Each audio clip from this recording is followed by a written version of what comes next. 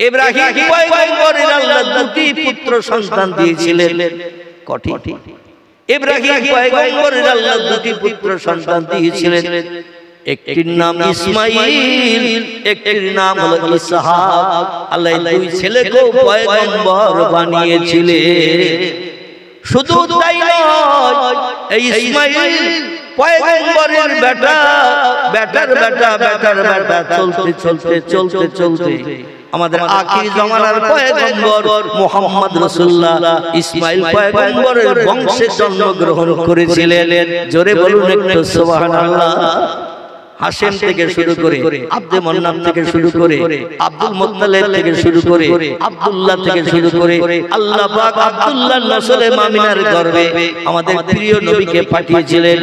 এনাদের পিতৃপুরুষ ছিল, আগের পুরুষে ছিল ইসমাঈল আলাইহিস সালাতু সালাম। চিল্লায়ে বলুন একটু সুবহানাল্লাহ। ইনি ছিলেন মা হাজেরার বেটা। কার বেটা? ইব্রাহিম নবীর বিবি ছিল দুটি, একটির নাম সারা, একটির নাম হাজেরা। সারার বংশে কোনো সন্তানাদি ছিল না বলে হাজেরা ইব্রাহিম নবীর বাড়িতে চাকরানি দাসীগিরি করতেন। কি করতেন? আমাদের অনেক এলাকার ধনী মানুষ যারা আছে, এদের বাড়িতে কাজের লোক রাখে না, থালা মাজা, ঝাড় ঝাড় দেওয়া, জামা কাপড় পরিষ্কার করা করেন। এদের কাজের মেয়ে বলা হয়। এই কাজের মেয়ে হিসাবে বাড়িতে কাজ করতেন হযরতে হাজেরা। দেখতে খুব সুন্দরী ছিল। আমার ভাইরা, তিনি বিপদের মাঝখানে পড়ে বাপ হারা মা হারা সন্তান হওয়ার কারণে তাকে ইব্রাহিম নবীর বাড়িতে আসতে হয়েছিল। গিফট দিয়েছিলেন ওই দেশের বাদশা। লম্বা ঘটনার মধ্যে খুব বেশি যাব না, আসল জায়গায় আপনাদের পৌঁছাতে পারবো না। তো বাদশা গিফট দিয়েছিলেন পয়গম্বরকে, তাই গিফট হিসাবে হাজেরাকে নিয়ে এসেছিলেন। বাড়িতে কাজকর্ম করাচ্ছেন। হাজেরা কোনোদিন কোনো কাজের ভুল ধরতো না বা কাজের উপরে হিংসা করতো না, কোনো প্রতিকার করতো না।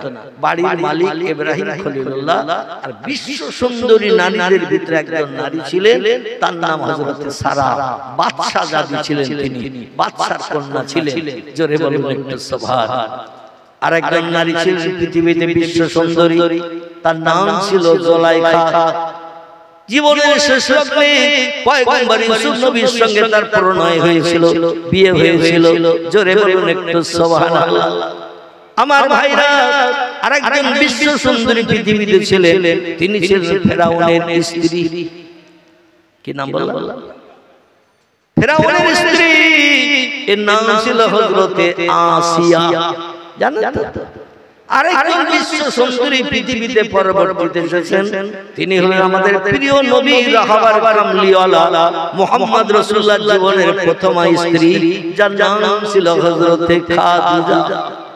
আর সৌদি আরবের দেশে মক্কা নগরী শুধু নয়, যত সৌদি আরবের দেশ ছিল, ইরাক, ইরান, জর্ডান, কুয়েত, আরব, পারস্য, তুরস্ক, লিবিয়া থেকে শুরু করে সৌদি আরব, আরো আমির শাহী, যত দেশ ছিল পার্শ্ববর্তীতে, সব দেশের ভিতরে মা খাদিজা ছিলেন অপরূপা বিশ্ব সুন্দরী। জোরে বলুন একটু সুবহানাল্লাহ।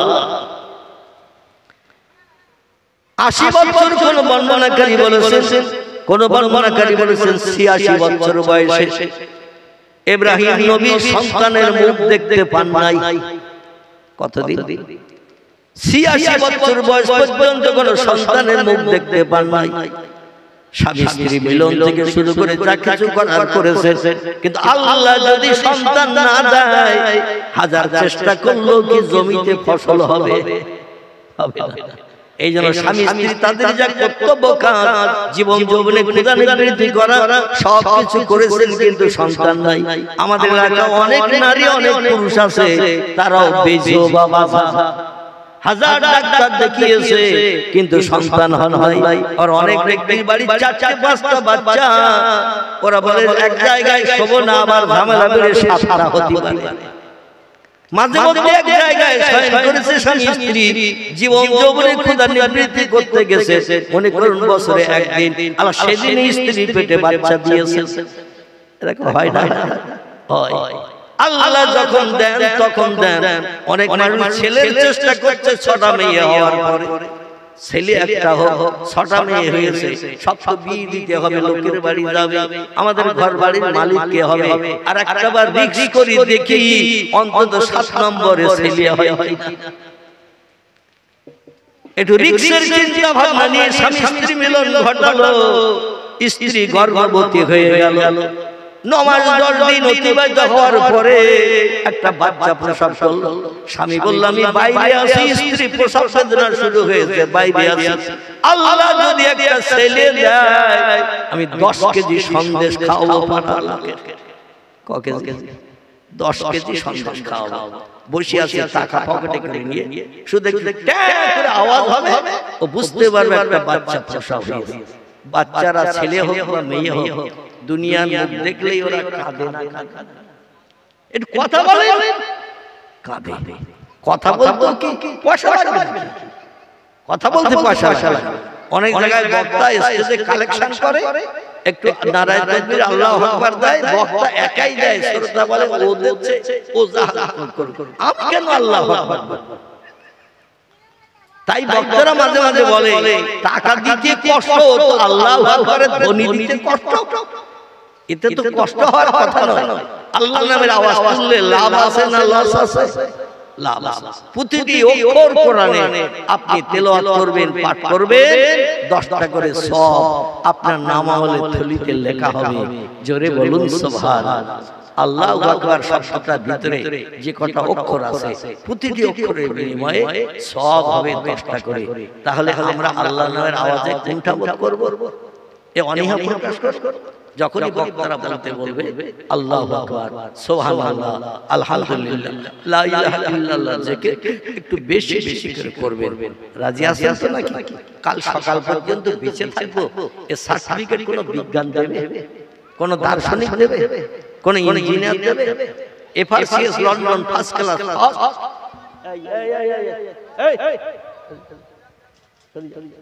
ইবলিস শয়তান ওদের হাট আছে। মিনাল জিন্নাতে ওয়ান্নাস, শয়তান শুধু জিনের বাচ্চা নয়, মানুষের ভিতরেও শয়তান আছে। আল্লাহ কোরআনে বলছেন সূরা নাস মিনাল জিন্নাতে ওয়ান্নাস। শয়তান বলে ভালো বলে শুনতেছ তো, শুনলে তোরা আমলকারী হবে, জান্নাত হালাল বানাবে, আর আমি একা একা জাহান্নামে পড়ব। এই জন্য বাচ্চা কাচ্চা টেনে নিয়ে এসে এখানে অ্যাকশন করাচ্ছে। এটা শয়তানের কাজ। শয়তান এই করি আপনাদের শুনতে দেবে না, আমারও বলতে দেবে না। যাই হোক, ওরা পার হয়ে গেছে। আচ্ছা, বাচ্চারা শুনে কি আমল করবে? ওরা শুনে আমল করবে না, বরং ওরা যারা শুনবে তাদের ব্যাঘাত ঘটাবে।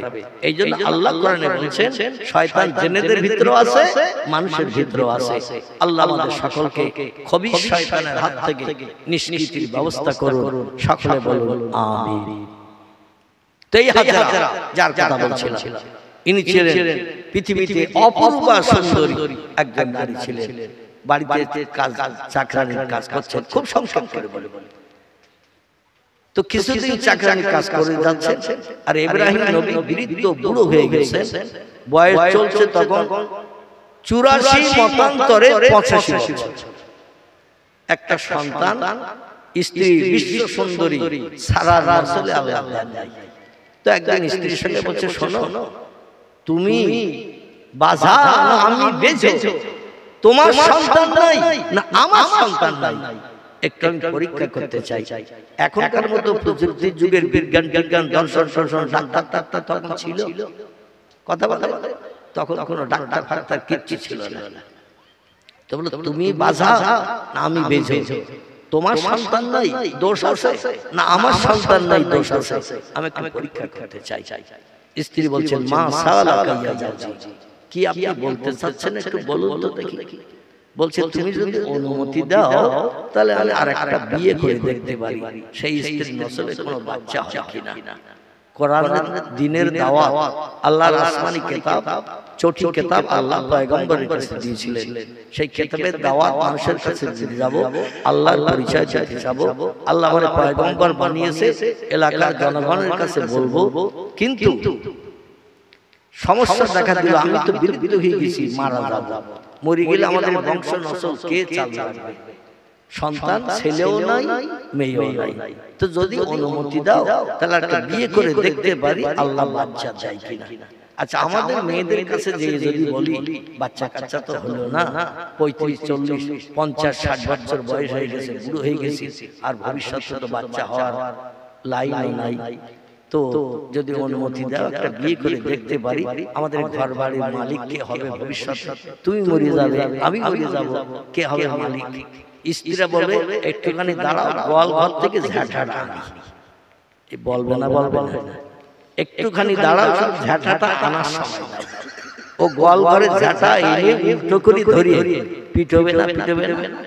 মেয়েরা সব জিনিসের ভাগ স্বামীকে দিতে চায় না, মানে সব জিনিসের ভাগ অপরকে দিতে চায়, কিন্তু একটা জিনিসের ভাগ মেয়েরা অপরকে দিতে চায় না, সেটা হলো স্বামীর ভাগ।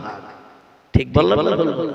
সব জিনিসের ভাগ দেবে মেয়ে অপর মেয়েকে, কিন্তু একটা জিনিসের ভাগ মেয়েরা কাউকে দিতে চায় না, সেটি হলো স্বামীর ভাগ। ও চায় আমার ঘরে একমাত্র আমার স্বামী থাক, অপর কোন মেয়ের ঘরে আমার স্বামী থাক, এটা কোন মেয়ে চাইবে না। পৃথিবীতে নজির দেখালেন একজন নারী, আল্লাহ কোরআনে বলছেন আর রিজালু কাওয়াবুনা আলাল নিসা।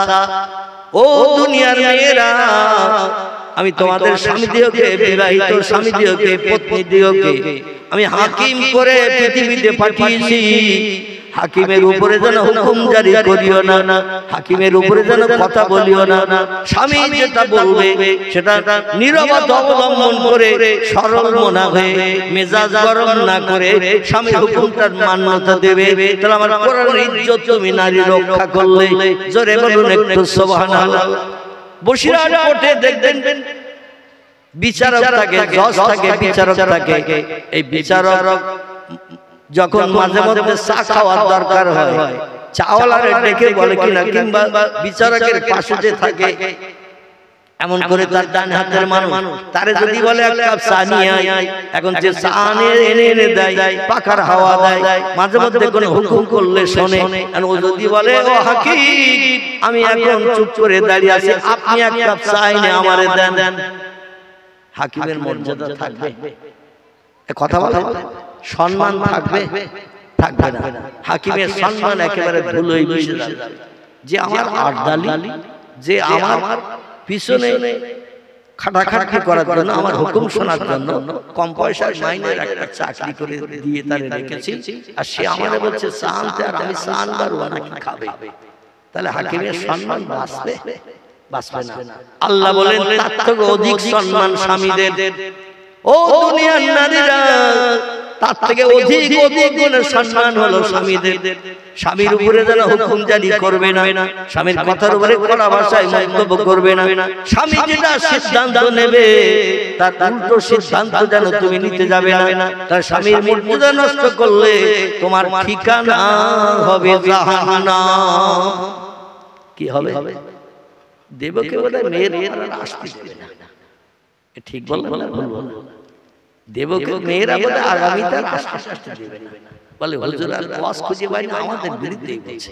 ও মা, আপনাদের বিরুদ্ধে কোনো কথা বলবো না, আল্লাহর কোরআন যা বলেছে তাই বলবো। আপনার ভালো লাগলেও ভালো, খারাপ লাগলেও ভালো, আমার এর থেকে বাইরে কিছু বলার উপায় নাই। ঠিক বললাম না ভুল বললাম? বাইরে বলার কোনো উপায় নাই।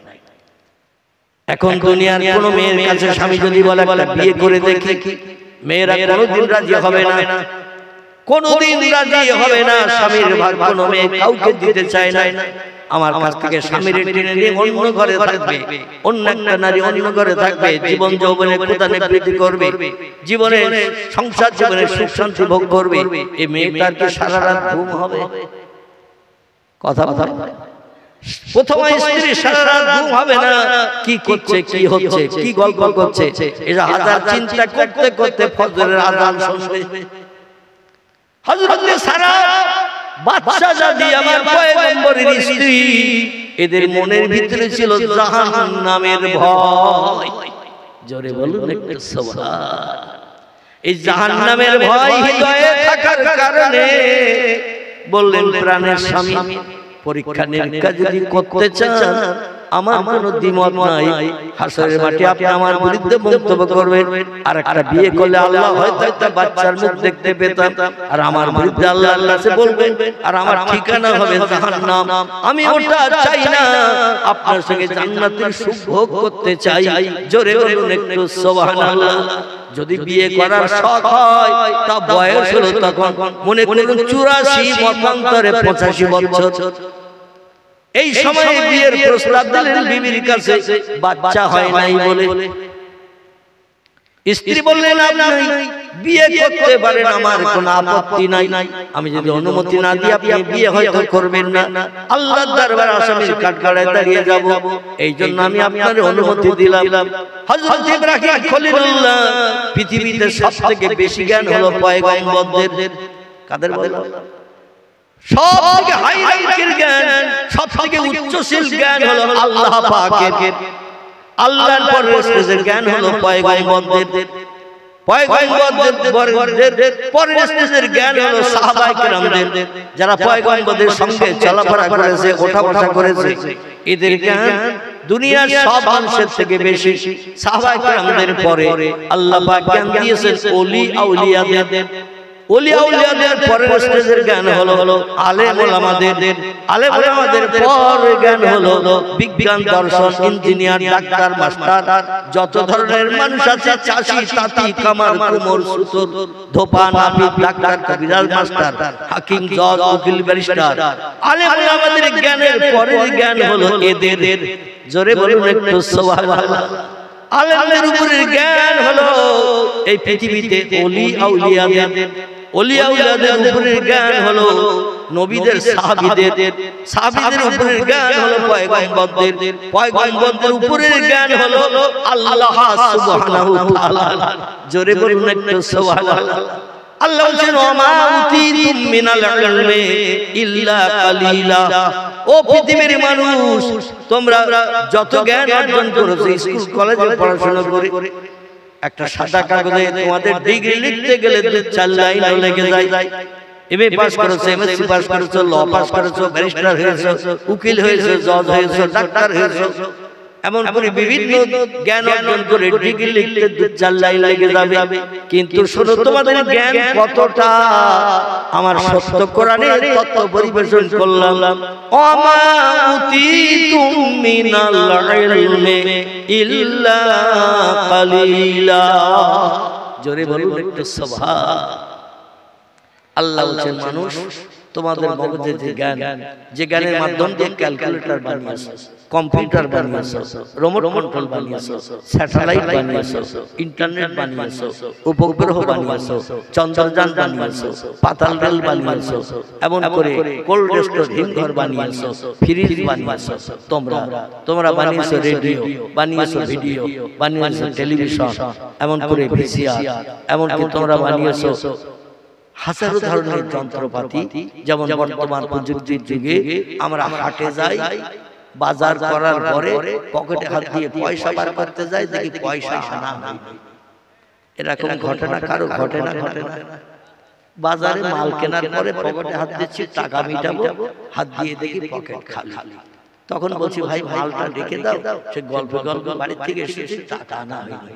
আচ্ছা, যে লোক টাকা নিয়ে বাজারে যায় নাই, মাল কিনে দোকানদার কাছে রেখে আসে, দোকানদার বিশ্বাস করতে পারছে না তুই আর ফিরে আসবি, তো মালের থলেটা রেখে দাও, টাকা নিয়ে এসে দাও, আমি তোমার খুব বেশি চিনি না। এই মাঝে মাঝে বলে না দোকানদার, মালের থলে রেখে দাও। আচ্ছা, এই লোকটার পকেটে মোবাইল থাকে না? টাকা কি ভুল করেছে, কিন্তু মোবাইল কোনদিন ভুলে যায়? মোবাইল কোনদিন ভুলে না। কারণ রাস্তাঘাটে, পথে, হাটে, মাঠে অ্যাকশন করতে হবে, একটুখানি আঙুল লাগাতে হবে, টাচ মোবাইল, আর সঙ্গে সঙ্গে প্রথম বেরিয়ে যাবে মনের মানুষ। কিসের মানুষ? অমুক চাচার মেয়ের ফটো, অমুক দাদার মেয়ের ফটো। এখানকার ছেলেদের অবশ্য মোবাইল সব কিচ্ছু নেই। আমি এদের নামে বদনাম দেব না, আমরা যাওয়ার সময় মার খেয়ে হবে। এরা কোনো মেয়ের ফটো রাখে না, যা রাখে সব নিজের স্ত্রীর ফটো রাখে। স্ত্রীর চেহারা দিকে যতবার তাকাবে আল্লাহ পাক আপনার জন্য নফল ইবাদত হিসেবে গণ্য করবেন, সব লিখবেন। জোরে বলুন সুবহান। কিন্তু নিজের স্ত্রী তো ঘরে গেলেই পাওয়া যাবে, এই স্ত্রীর ফটো মোবাইলে রাখে না। ওরা কে পাড়ার চাচার মেয়ের ফটো, দাদার মেয়ের ফটো, একটু আঙুল লাগানি মুস্কি মুস্কি হাসে ফটো ছাড়া চোখ দিয়ে চাচার মেয়ে ঝর্ণা, জোসনা, চম্পা, নাইস, বিউটি, ডলি, ফুলি, এরকম নাম আছে না? এখন মডার্ন যুগে এরকম নাম। আল্লাহ নবী বলছেন ইসমি আওলাদুকুম কাইসমিল আম্বিয়া, ও দুনিয়ার উম্মত মণ্ডলীরা, ও ইমানদার মুমিনেরা তোমরা শোনো, ইসমি আওলাদুকুম, আল্লাহ যদি তোমাদের কোনো সন্তান দান করেন, ছেলে দান করেন, মেয়ে দান করেন, ওদের নামগুলো নবী পয়গম্বরদের নামের সঙ্গে ছেলেদের নামগুলো রাখবে, আর মেয়েদের নাম পয়গম্বরী বিবিদের নামের সঙ্গে রেখে দেবে। সাহাবীরা বলেন ইয়া রাসূলুল্লাহ, ওল মডেল যুগে পয়গম্বররা পৃথিবীতে এসেছে হাজার হাজার বছর আগে, পয়গম্বরের বিবিরাও হাজার হাজার বছর আগে পৃথিবীতে এসেছেন, তারা বিদায় নিয়ে কবরস্থ হয়ে গেছেন। ওল মডেলের যুগের নাম রাখলে আমাদের কি লাভ হবে? মানুষ লাভে লোহা বইতে চায়, বিনা লাভে তুলোর বস্তাও কেউ মাথায় নিতে কথা বলে চায় না, তুলোর বস্তাও কেউ মাথায় নিতে চায় না, লাভে লোহা বইতে চায় সবাই। ইয়া রাসূলুল্লাহ, এই যুগে অতীতকালের পয়গম্বরদের নামের সঙ্গে ছেলেদের নাম, পয়গম্বরের বিবিদের নামের সঙ্গে মেয়েদের নাম রাখলে লাভ কি হবে? রাসূল বললেন শোনো, আদম সফুল্লাহ থেকে ঈসা রুহুল্লাহ পর্যন্ত যত পয়গম্বর পৃথিবীতে এসেছে, ওই পয়গম্বরদের নামের সঙ্গে তোমার ছেলের নামটা রেখে দিলে, পয়গম্বররা হিসাব নিকাশবিহীন যখন জান্নাতে যাবে, নামের বন্ধুকে হাসরের মাঠ থেকে খুঁজে বার করে জান্নাত হালাল বানিয়ে দেবে। আল্লাহ পাক কোরআনে কম বেশি 7-8 জন পয়গম্বরের নাম কোট করেছেন, আমাদের ছেলে মেয়েদের নাম ওই নামে রাখার জন্য, জান্নাত যাতে ছেলে মেয়েরা হালাল বানাতে পারে। জোরে বলুন একটু সুবহানাল্লাহ। কারবা নাম আদম, কারবা নাম শীশ, কারবা নাম ইদ্রিস, কারবা নাম নূহ, কারবা নাম ইব্রাহিম, কারবা নাম ইসমাইল, কারবা নাম ইসহাক, কারবা নাম ইয়াকুব, কারবা নাম ইউসুফ, কারবা নাম দাউদ, কারবা নাম সুলাইমান, কারবা নাম মূসা, কারবা নাম হারুন, কারবা নাম হুদ, কারবা নাম লূত, কারবা নাম সালেহ, কারবা নাম জাকারিয়া, কারবা নাম ইয়াহইয়া, কারবা নাম আইয়ুব, কারবা নাম ইউনুস, কারবা নাম শুআয়ব, কারবা নাম ইলিয়াস, কারবা নাম উযাইর, কারবা নাম ঈসা, কারবা নাম মুহাম্মাদুর রাসূলুল্লাহ।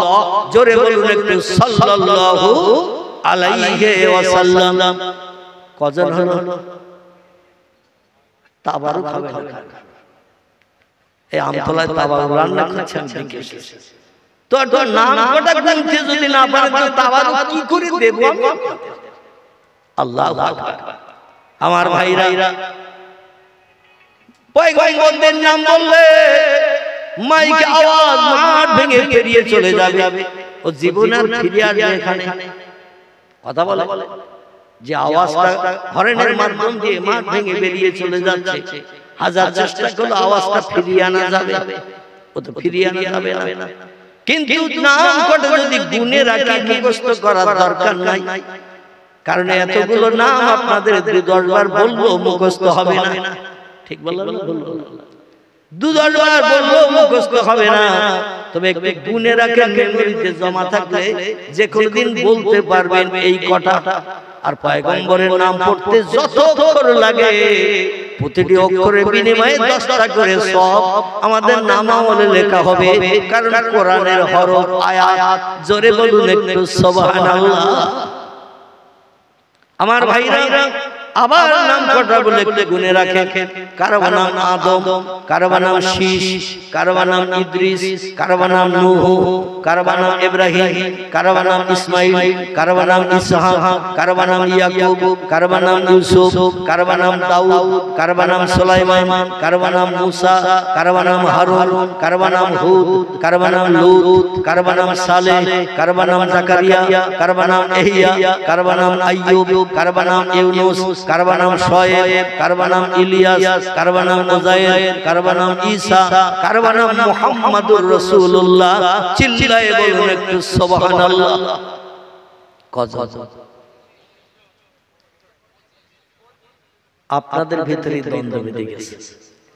24 যিনি গুনেছেন মনটা বাড়ির গোশের হাটে, আর যারা 25 গুনেছেন তাদের মন এখানে দেহ এখানে। ঠিক বললাম না ভুল? যারা 25 গুনেছে তাদের মন এখানে, দেহ এখানে। আর যারা 24 বা 26 গুনেছে তাদের দেহ এখানে, মন কিন্তু খোকার কাছে বাড়িতে, যার কারণে একটু কম বেশি হবে। আমার ভাইরা, 25 জন পয়গম্বরের নাম বলেছি, একমত তো নাকি? 25 জন পয়গম্বরের নাম বলেছি। এছাড়া আরো 2 জন পয়গম্বরের নাম কোরআনের ভিতরে এসেছে। তাদের কোন জীবনী কোরআনে কোট করা নাই, শুধু তাদের নাম কোরআনে উল্লেখ করা হয়েছে। টোটাল কোরআনের ভিতরে মুফাসসিরগণ লিখেছেন 27 জন পয়গম্বরের নাম এসেছে। কজন? টোটাল কোরআনের ভিতরে 27 জন পয়গম্বরের নাম এসেছে। 2 জনের কোন জীবনী লেখা হয় নাই, বাকি 25 জনের জীবনী আল্লাহ কোরআনে কোট করেছেন। কোরআন পড়ে তাদের জীবনী আমল করলেও আমরা আল্লাহর প্রেমিক বান্দা সাব্যস্ত হতে পারবো। তাদের জীবনের সঙ্গে প্রতিফলিত করলে জোরে বলুন একটু সুবহানাল্লাহ। সবথেকে লম্বা জীবনী কোরআনে যার, এই পয়গম্বরের নাম ইয়াকুব নবীর বেটা, তার নাম হলো ইউসুফ। কি নাম বলা? সবথেকে লম্বা জীবনী ইউসুফের। ইউসুফ নবীর জীবনের মতো লম্বা জীবনী আর কোন পয়গম্বরের কোরআনে নাই। 2 নম্বরে আল্লাহ পাক 2 জন পয়গম্বরের জীবনী 2 নম্বরে কোট করেছেন। একজনের নাম হযরতে মুসা কালিমুল্লাহ, আর একজনের নাম হযরতে ইব্রাহিম খলিলুল্লাহ। জোরে বলুন একটু সুবহানাল্লাহ। এছাড়া আর যত পয়গম্বর আছে তাদের জীবনী কম বেশি করে আল্লাহ বর্ণনা করেছেন। তাদের জীবনী থেকে যেগুলো আমার উম্মত, নবীর উম্মতদের প্রয়োজন, আমার বান্দাদের প্রয়োজন, আল্লাহ সেই তত্ত্বগুলো দিয়ে কোরআন 30 পারা কমপ্লিট করেছেন। 114টি সূরা দিয়ে 6666 সেন্টেন্স দিয়ে। জোরে বলুন একটু সুবহানাল্লাহ। 2 নম্বরে যে 2 জন পয়গম্বর এসেছে, একজনের নাম মুসা কালিমুল্লাহ, আর একজনের নাম ইব্রাহিম খলিলুল্লাহ। আমি যে ইব্রাহিমের কথা আপনাদের কাছে বলতে চাইছিলাম, এছাড়া যে 2 জন পয়গম্বরের নাম এসেছে জীবনী নাই। একজনের নাম হযরতে যুলকিফল আলাইহিস সালাম, আর একজনের নাম হযরতে আলিয়াসা আলাইহিস সালাম। এই 2 জনের কোনো জীবনী লেখা নাই, শুধু নাম এসেছে। আর বাকি 25 জনের জীবনী আল্লাহ কোরআনের ভিতরে ভরে দিয়েছেন। জোরে বলুন একটু সুবহানাল্লাহ। কোরআনের ভিতরে কিছু ওলিদের জীবনী আল্লাহ কোট করে দিয়েছেন। আমাদের দেশে নতুন কিছু দলমতের আবিষ্কার হয়েছে, দলমতের আবির্ভাব হয়েছে। তারা বলে কোরআনের ভিতরে কোনো ওলিয়া উলিয়ার কথা নাই, ওলিয়া উলিয়ার কথা মিথ্যায় ভরা, অমূলক কথা, এরকম নানান ধরনের মন্তব্য করে তারা। কারা আমি নাম বলবো না, আপনারা চেষ্টা করলে খুঁজে নিতে পারবেন। নাম বলে ঝামেলা বাঁধাতে চাই না। তারা ওলিয়া উলিয়াদের জীবনী বসিরার আলেমেরা বেশি বলে, ও জীবনের ভিতরে কোনো রকম সত্যতা নাই। চিল্লায়ে বলুন নাউজুবিল্লাহ। ওলিয়া উলিয়াদের জীবনী বলে কিছু নাই। আমি আপনাদের কাছে কয়জন ওলির নাম করব, আল্লাহ যাদের জীবনী কোরআনে ভরে দিয়েছেন। ওলির জীবনী যদি আল্লাহ কোরআনে ভরে দিয়ে থাকেন, ওলির কথা বলা যাবে না, যাবে না। ওলির কথা বলা যাবে। একজন ওলির নাম হযরতে খিজির আলাইহিস সালাম। কি নাম বললাম? খিজির। অধিকাংশ মুফাসসিরগণ তাফসীরকাররা লিখেছেন খিজির কোনো পয়গম্বর ছিলেন না, তিনি ছিলেন উচ্চ র‍্যাঙ্কের আল্লাহর একজন ওলি। জোরে বলুন, আরেকটু জোরে বলুন। আল্লাহ পাক কোহে কাফের গুহার ভিতরে আবে হায়াত নামক পানির নহর থেকে কোহে কাফ পাহাড়ের গুহার ভিতরে ঢুকে আবে হায়াত নামক নহরের পানি পান করে কিয়ামত পর্যন্ত জীবিত থাকার মর্যাদা পেয়েছেন। জোরে বলুন সুবহানাল্লাহ। পৃথিবীর সব মানুষ আসবে আর যাবে। খিজির অতীতে এসেছিলেন মুসা নবীর জমানা, দাউদ নবীর জমানার আগে ইনি পৃথিবীতে এসেছেন। মুসা নবীকে তত্ত্ব দিয়েছেন ওলি। ওলিদের তত্ত্ব ছিল আধ্যাত্মিক জগতের জ্ঞান, পয়গম্বরদের জ্ঞান ছিল বাহ্যিক জীবনের জ্ঞান, বাহ্যিক জগতের জ্ঞান। এই বাহ্যিক জগতের জ্ঞানওয়ালা নবীরাও পর্যন্ত ওলিদের কাছে থ হয়ে গেছে, যাকে ইলমে লাদুন্নি বলা হয়, ইলমে মারিফাত যারে বলা হয়। এই আধ্যাত্মিক জগতের জ্ঞান আল্লাহর তরফ থেকে যারা পেয়েছে, বাহ্যিক আলেম হাফেজ কারি মুফতিরা এই আধ্যাত্মিক জগতের জ্ঞানীর পাশে মোটে দাঁড়াতে পারবে না, যখন তখন ফুৎকারে হাওয়ায় উড়ে যাবে। জোরে বলুন সুবহানাল্লাহ। মুসা নবীরে প্রশ্ন করলেন লাজবাব হয়ে গেল, দাউদ নবীরে প্রশ্ন করলেন লাজবাব হয়ে গেল। জোরে বলুন একটু সুবহানাল্লাহ। এমন জ্ঞান আল্লাহ ওলিদের দান করেছিলেন। এই ওলির নাম হযরত খিজির আলাইহিস সালাম। কোহে কাফের গুহা থেকে পানি বার করে পান করার কারণে কিয়ামত পর্যন্ত তারে দীর্ঘজীবী বানিয়েছেন। দুনিয়া ধ্বংস হবে, তারপরে তার মরণ হবে, তার আগে মরণ হবে না। আরেকজন ওলির নাম আপনাদের কাছে করি, যে ওলির নাম হলো লোকমান হাকিম। কি নাম? এই কোরআন পড়তে জানেন যারা আমাকে একটু তথ্য দেন, লোকমান হাকিমের জীবনী কোরআনে আছে কিনা? লোকমান হাকিম, ইয়া বুনাইয়া আকিমিস সালাতা ওয়া আমুর বিল মারুফ ওয়া নাহাউ আনিল মুনকার ওয়াসবির আলা মা আসাবাক ইন্না যালিকা মিন আজমিল উমুর। কোরআনের আয়াত। আল্লাহ পাক লোকমান হাকিমের কথা পছন্দ করে কোরআনে বলে দিয়েছে পয়গম্বর এবং তার উম্মতদের আমল করার জন্য। জোরে বলুন সুবহান। লোকমান হাকিম মরণ শয্যায় শুয়ে পড়েছেন। ছেলে বললেন, ইযহাব ইয়া ইয়ানি, এ বেটা কাছে আয়, এ বেটা কাছে আয়। লোকমান হাকিমের ছেলে বাবার কাছে এসে গেছে।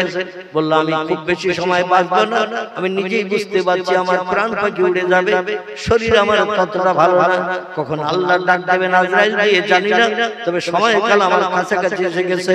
ফুরফুরা শরীফের ছোট জুলফি কেবলাকে আপনারা অনেকে দেখেছেন। দেখেন জুলফিকার আলী সিদ্দিকী দাদা হুজুর কেবলার কনিষ্ঠ সাহেবজাদা ছোট ছেলে। এই ছোট ছেলে মরণের সময় হচ্ছে, সম্ভবত সালটি ছিল 1984 সাল। কথা বলে 1984 সাল। আমি তখন কলকাতা আলিয়া মাদ্রাসায় টাইটেল দ্বিতীয় বর্ষে পড়ি, এই জন্য আমার সাল তারিখটা এখনো খেয়াল আছে। 1984 সাল কলকাতায় খবর পেলাম ফুরফুরা শরীফের ছোট হুজুর কেবলা ইন্তেকাল করেছে।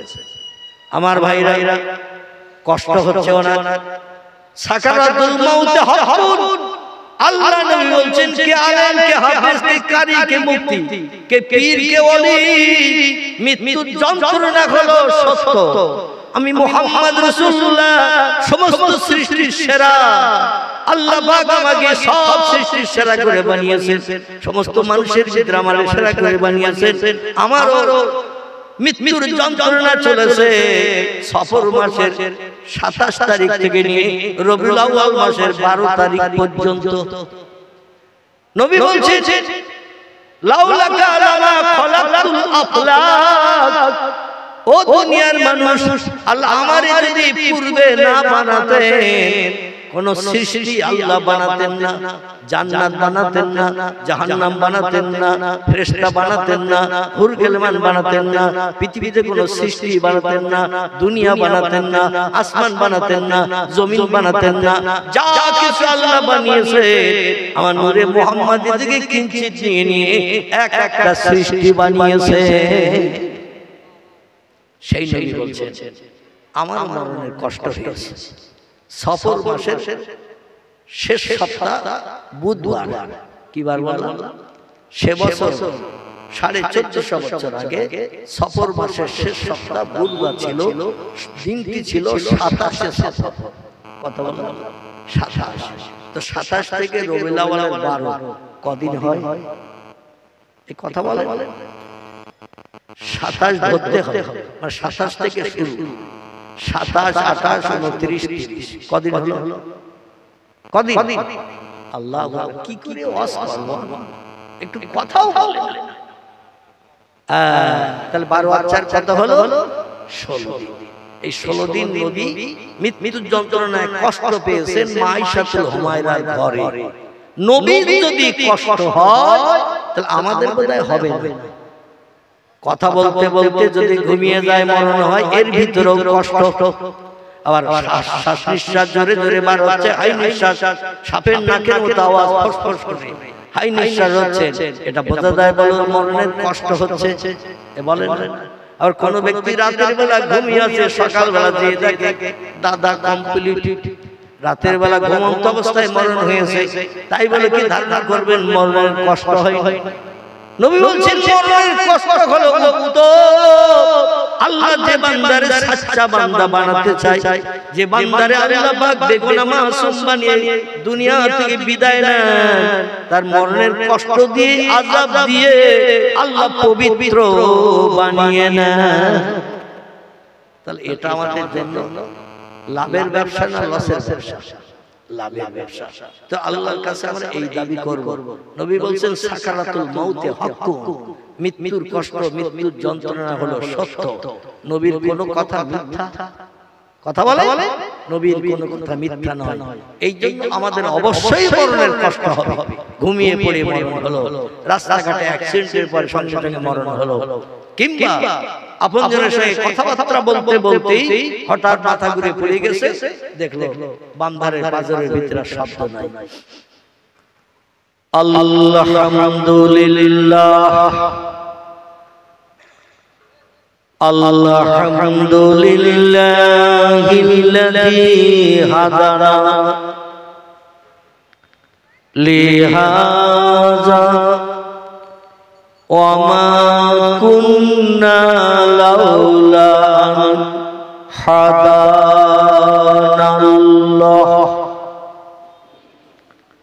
ওয়া আশহাদু আল্লা ইলাহা ইল্লাল্লাহু ওয়াহদাহু লা শারীকা লাহু শাহাদাতান মান আমানা বিল্লাহি ওয়া কাফারা বিজিবতি ওয়াত তাগুত ওয়া আশহাদু আন্না সাইয়্যিদানা ওয়া নাবিয়ানা ওয়া হাবিবানা ওয়া শাফিয়ানা ওয়া সামাদানা ওয়া মাওলানা মুহাম্মাদান সাল্লাল্লাহু আলাইহি ওয়া সাল্লামা আবদুহু ওয়া রাসূলুহু নবিয়ুল মাকারিমিল আখলাকিল মাওসুফ অবিল কামালিল আওসাফিল মানউত ফাকাদ ক্বালাল্লাহু তাআলা ফি কালামিহিল মাজিদ ওয়া ফিল ফুরকানিহিল হামিদ আউযু বিল্লাহি মিনাশ শাইতানির রাজিম বিসমিল্লাহির রাহমানির রাহিম মান আমানা বিল্লাহি ওয়াল ইয়াউমিল আখির ওয়া আমিলা সালিহান ফালাহু আজরুহুম ইনদা রাব্বিহিম ফালা খাউফুন আলাইহিম ওয়ালা হুম ইয়াহজানুন।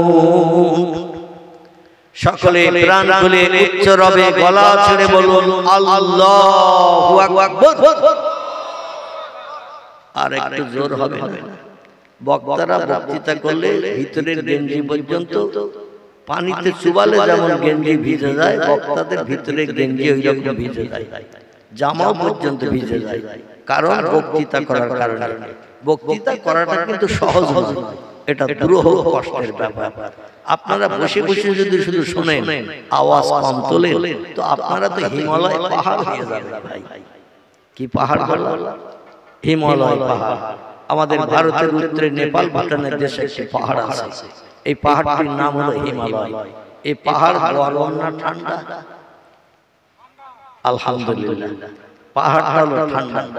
বিজ্ঞানীরা তথ্য দিয়েছেন পাহাড় থেকে 4 কিলোমিটার দূরে কোন মানুষ যদি খালি গায়ে 3.5 থেকে 4 ঘন্টার মতো খালি গায়ে দাঁড়িয়ে থাকে, ওর জন্য বাঁশ কাটতে হবে, শ্মশানে ওরে নিয়ে যেতে হবে।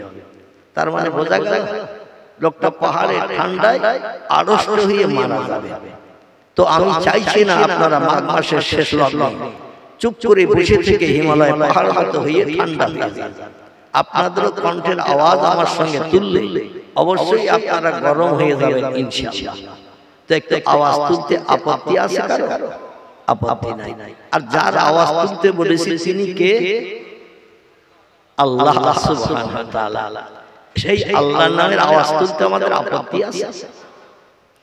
যে আল্লাহ পাক সমস্ত সৃষ্টির সেরা করে আমাদের পৃথিবীতে পাঠিয়েছেন, বাঘ বানাননি, ভল্লুক বানাননি, হাতি বানাননি, গন্ডার বানাননি, জলহস্তী বানাননি, সিংহ বানাননি, হিংস্র জীব জন্তু বানাননি, আবার ইঁদুর, কুকুর, বিড়াল, সাপ, বিচ্ছু, ব্যাঙ, মাছি, মশা, পিপীলিকা, কীট পতঙ্গ, জীব জন্তু আমাদের কিছুই বানাননি।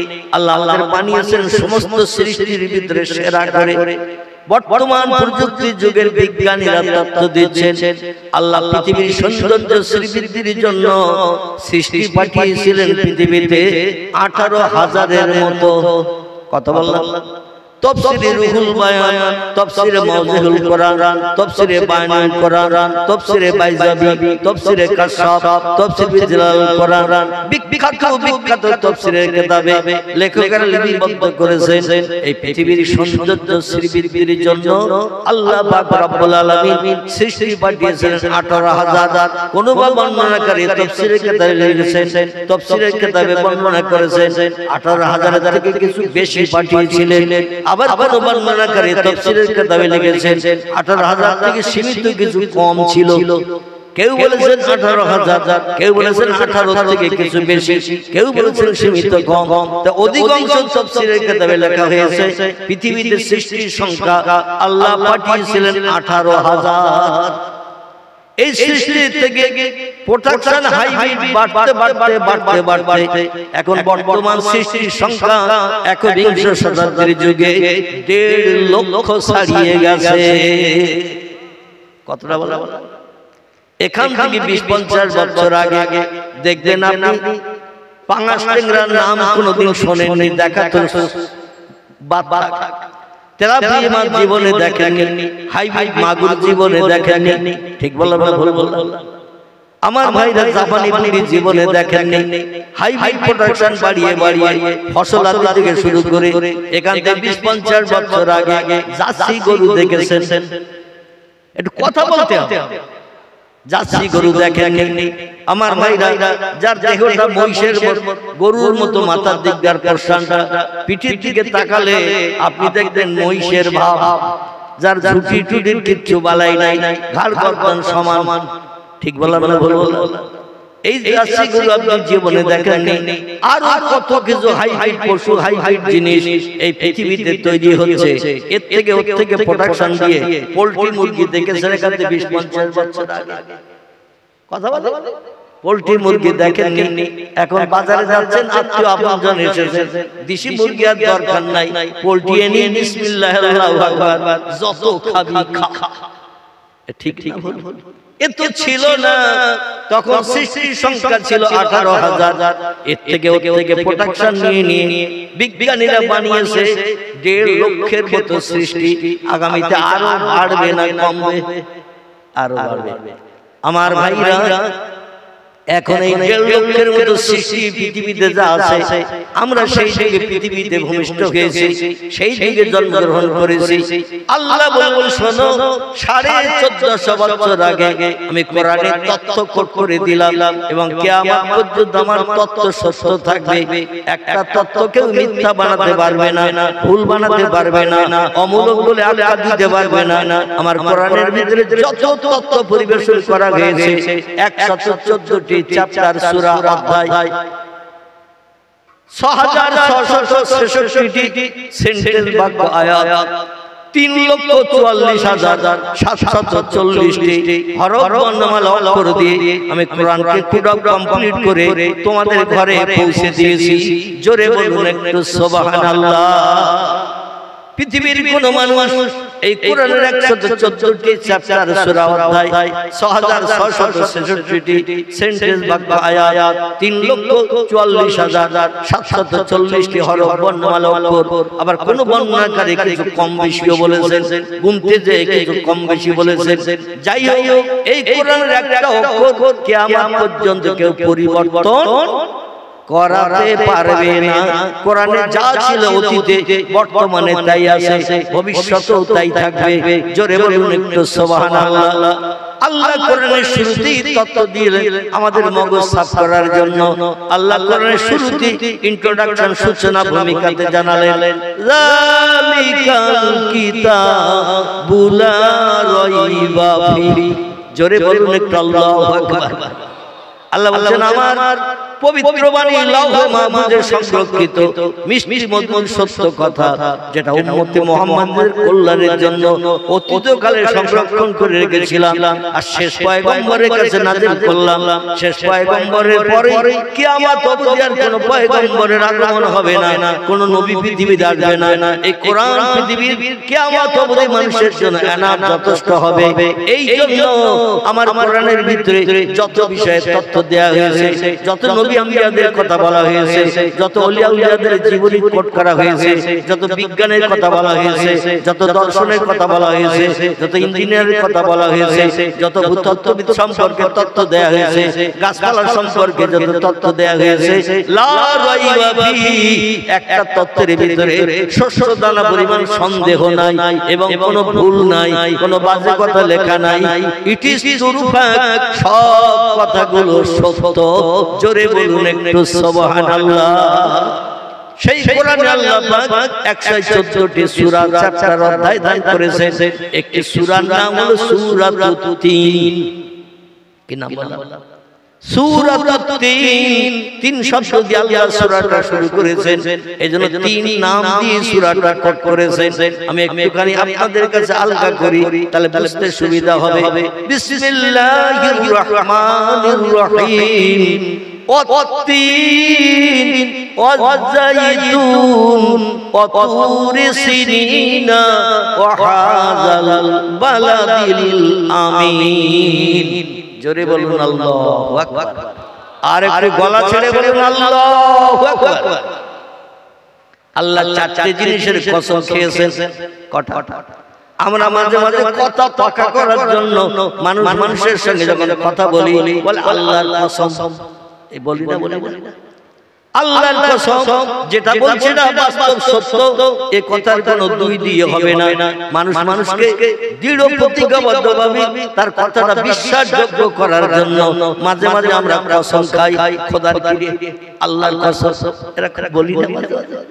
আল্লাহ বলছে আমি চারটি জিনিসের কসম খেলাম, তিন ফলের কসম খেলাম, জাইতুন ফলের কসম খেলাম, অতুরি সিনিন এবং মক্কার শহর বালাদুল আমিন, মক্কার কাবা শরীফের শহর, আর সিনাই পর্বতের কসম খেয়ে তোমাদের বলছি চারটি জিনিসের কসম খেয়ে বলছি, আমার বান্দারা শোনো, লাকাদ খালাকনাল ইনসানা ফি আহসানি তাকবীর। জোরে বলুন আল্লাহু আকবার।